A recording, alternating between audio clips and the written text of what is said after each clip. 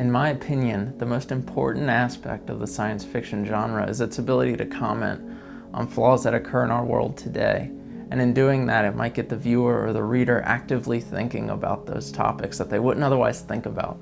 Good science fiction like Orwell's 1984, Huxley's Brave New World, and the original Star Trek series made comments on who we are as a society today.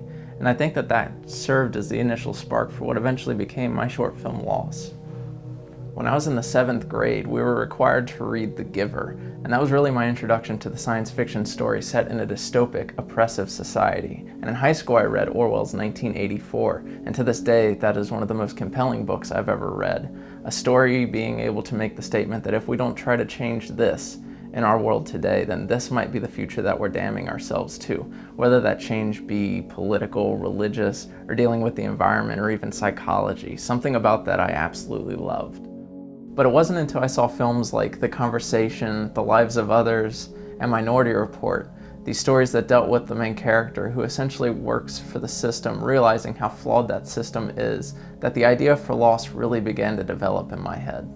So eventually, after thinking about it nonstop for a couple of weeks, I decided to share my idea with my significant other, Natalie. And since then, we've been working together to try and develop the world and the story.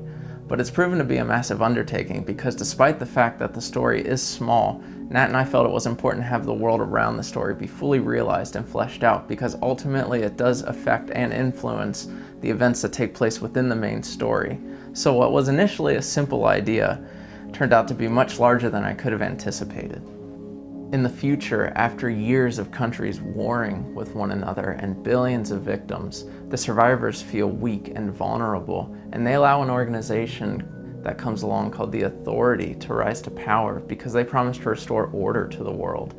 And I think that relates to our society today, because it's not uncommon for people to support something they otherwise wouldn't because they feel afraid and vulnerable at the time. In our story, the Authority has been in control for quite some time. They've herded up what's left of society into apartment complexes and put them under surveillance. They control everything from politics and religion to what food you can eat and what you're allowed to do for entertainment.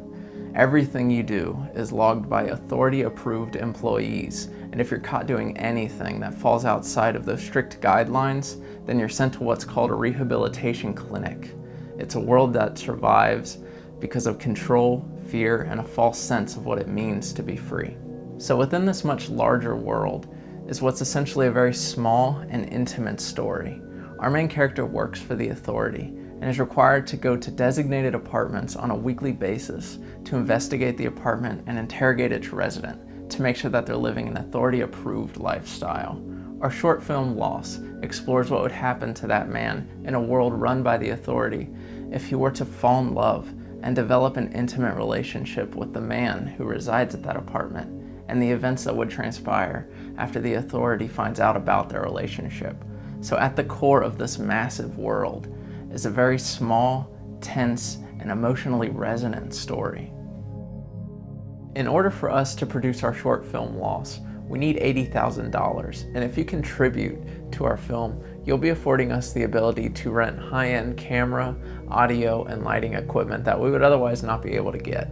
You'll also be providing us with the opportunity to pay our cast and crew sufficiently for the time that they're willing to put into the film. We'll be able to build more elaborate sets, like the apartment complex and the rehabilitation clinic, and add CGI into the film in post-production if necessary. And finally, we'll be able to market the film better after it's been made and potentially submit it to film festivals so that way it could be seen by a more general audience.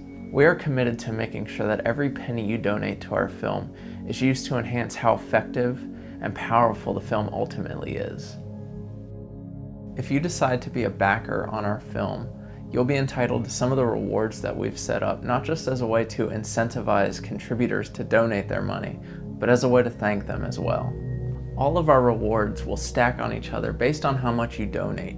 For example, at $10, you get weekly behind-the-scenes footage of the production as it's happening, as well as a digital download of the film after it's been completed. For $30, you'll get everything you'd get if you donated $10, as well as a signed copy of the script that we'll mail to you personally. For $100, you get everything that's already been listed, as well as a video from the cast and crew thanking you for your contribution. For $500, you'll get your name listed in the credits as a producer of the film. And for $1,000, you'll get to come out to the set and be an extra in one of the scenes in the film. This is a project that I've been passionate about for over a year now, and with your funding and support, we'll be able to create a short film that has a message that's both personal and important.